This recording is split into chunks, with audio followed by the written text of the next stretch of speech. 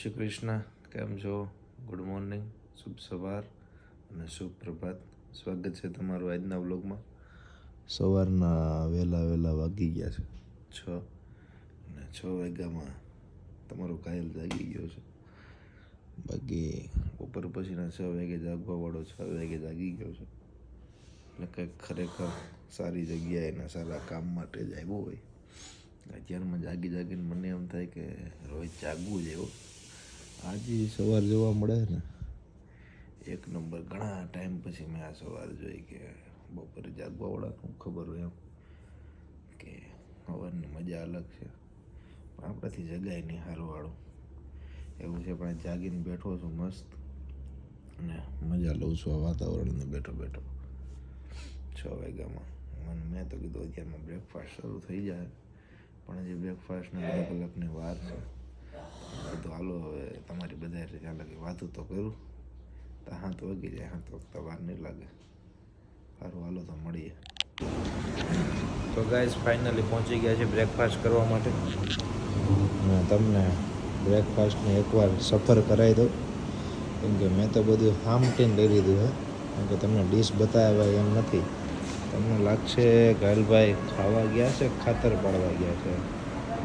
મેં કીધું તમને કેવું નથી અત્યારમાં ખોટું, એટલે પછી મેં તમે આમાં જ જોઈ લો ને, મારી ડીશ નથી જોઈ. ડીશ જોઈને તમને એમ થાય કે આ હું એમ જ. કયા લેવલનો ક્લાસ છે? ચડો ને ચટ હે દીપક બાપુ, કયા લેવલનો ક્લાસ છે એમ કહું તમને. કોણ જાણે ક્યાંથી અત્યારમાં તો આવે છે. જોવો, ખાવા સિવાય કંઈ કામ નથી મારે. ફાઇનલથી હોટલથી નીકળી ગયા છીએ અને હોટલને કહી દીધું છે બાય ને આવી ગયો છે અમારો હાથી. હાથી એકદમ રેડી છે આગળ જવા માટે. હવે જઈ રહ્યા છે મંદિર બાજુ. પછી આગળ જઈને વાહ દીપુ છે કાર અને જીમીનું સ્વાગત છે સવારમાં. અને રસ ન હોય અમારા બ્લોગમાં તો કાંઈ નહીં, ન જો. અને હવે હાલ છે આપણો નથી આ રોડ ઉપર. તો સારું હાલો મળીએ પછી.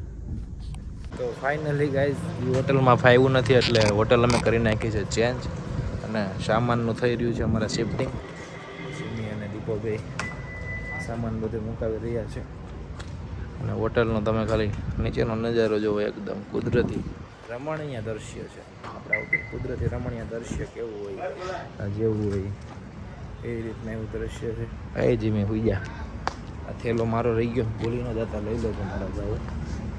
ભૂલા વગર તમને કહું છું. અને આખો હોટલનો અંદરનો વ્યૂ તમને દેખાડી દો. એક નંબર સરોવર હોટેલો સોમનાથ. તો ગાઈસ ફાઇનલી પહોંચી ગયા છે સોમનાથ મંદિરની અંદર. અને ગાડી આપણી જાય છે પાર્કિંગમાં, કેમ કે અંદર મોબાઈલ અલાઉડ નથી. એટલે તમને અહીંયાથી જ દર્શન કરાવી દઉં છું. એટલે તમે અહીંથી જ કરી લો મંદિરના દર્શન.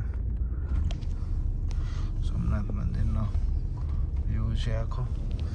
હજુ આખું પાર્કિંગને મારો જે મેં મૂકે ગાડી પાર્કિંગ બે વરની માથે વચ્ચે મોર. તો ગાઈઝ અમે અંદર પૂજા કરતા હતા. બહુ તડકો છે, અંદર ફોન અલાઉડ નથી. એટલે પૂજાના ખાલી તમને હું ફોટોસ મૂકીશ, ફોટો બતાવીશ. પણ તમે બહારથી એકવાર દર્શન કરો ખાલી સોમનાથ મહાદેવ. બોલો સોમનાથ મહાદેવની જય. અને હવે આપણા બે હાથી નીકળે છે ધીમે. સારું હાલો હવે મળી જાય. ગાઈઝ ફાઇનલી પહોંચી ગયા છીએ હોટલ ઉપર. ખૂબ થાકી ગયા. દીપા સેટ બેઠા છે શાંતિથી. અને રૂમ પાછી અમે હોટલ ફેરવીને રૂમ આખો વેર વિખેર પડ્યો છે એકદમ. આ રૂમમાંથી મસ્ત વ્યૂ આવે, વાડી સોમનાથ ને બધું દેખાય. વાહ, કાચે છે એમને આ રૂમમાં. મેં તો અત્યારે જોયું, હું દેખાઉં છું. અને જમવાનું અહીંયા મેં મગાવી લીધું. મેં કીધું હવે નીચે હું જાય પણ ખોટું હેરાન થાય. એટલે એવું છે. હજી બોર પછી પાછું જવાનું છે મંદિરની અંદર. પાછી એને ફૂટેજ લેવા નહીં દે, પણ બોર પછી હું તમને લગભગ મોજા ઓછા થાય ને દરિયાના, તો તમને દરિયાનો મસ્ત વ્યૂ દેખાડું. નારિયેળી બહુ આ બાજુ એક ધારી જીજી વાડીમાં જોવો ને તમે એ બાજુ નાળિયેરી. ફોન નીકળે. યસ, રાજકોટનો બોય છે મારી, રાજકોટનો દીપો. સારું હાલો પાછા મંદિરે પૂજા કરીને પાછા નીકળી ગયા છીએ. અને ખૂબસૂરત નજારો છે આ રોડનો, સાથે ખૂબસૂરત ગુજરાતનો દીપક ચૌહાણ એટલે કે દીપક રાઠોડ અમારી હારે છે, અને જેના મોઢામાં નથી જીભ એ અમારો જીમી અમારી હારે છે. નથી બોલવું ચાલવું કાંઈ નહીં, મૂંગો આઈકે જાય. રોબોટ કેમ હોય જાણે આમ મશીન સ્વિચ નાખો પાણી ભરો ને કેમ ઓલી મોટર પટાપટ હાલે એમ અમારો જીમી હાઈલો જાય છે. નીકળી ગયા ને એ ટાઈટક બાઈટક અંતરમાં ટાઈટક થઈ ગઈ મારે તો એવું છે. એમ શબ્દોમાં વર્ણવી શકું એવું નથી, ઘાયલના શબ્દો ટૂંકા પડી ગયા એવું છે. આ સોમનાથ રેલવે સ્ટેશન જુઓ તમે, ટ્રેન ઊભી છે, સીધી સુરત જતી હોય ને તો બેસી જવાનો વિચારે, પણ હવે ધીમે ધીમે મેં કીધું કે આટો મારીએ, આટો મારવા જાય છે એમ પછી તમને દેખાડીએ કે અલગ અલગ. આ મૂવીના સીન જેવું જોરદાર છે. સમુંદરમાં આ સીન હતો જોરદાર, વાહ મજા આવી ગઈ. અહીંયા બહુ એટલે બહુ ફિશની સ્મેલ આવે છે ગાઈસ. જીમડા ગાઈસ પહોંચી ગયા છે દરિયા કિનારે, અને એવા દ્રશ્યો છે, એવા ફોટા એવા છે કે જેના શબ્દો નથી મારી પાસે. ત્યારે મને બે લાઈન યાદ આવે કે આ દરિયો પૂછે છે ઓલી રેતીને કે હું તને ભીંજાવું કે કેમ, કે આ દરિયો પૂછે છે ઓલી રેતીને કે તને ભીંજાવું કે કેમ, ને ત્યાં તો દરિયાએ જવાબ દીધો કે આમ છે ને પૂછીને નહીં થાય મારી વાલી પ્રેમ, કે આમ પૂછીને નહીં થાય મારી વાલી પ્રેમ. એકવાર તમે જોવો આમાં સિટીના કામકાજ મૂકીને આવીએ ને ભાઈ, દિલને અડી ગયું, લાગી ગયું, શબ્દો નથી કરતો કયા શબ્દોમાં ગાઈસ. જેવડી ભૂખ લાગી છે ને મને વ્લોગ ઉતારતા ભૂલાઈ જાય. તમે આમ જોવો મેં હું આમ ફોટા પાડી દીધા, આ બેને ખાવામાં કેવું પડે એમ જ નથી. આને તો હજી શરૂ છે એમ કાંઈક પછી દીપા ધરપત રાખો બાપા, ધરપત રાખો કે નહીં રે ધરપત. પાપડે મૂકવાના નથી થતા મૂળ એમ ને તારે રડી લેવાની વાત છે. દાઢી કેમ તે એવડી મોટી કરી એનું કઈ કારણ હે?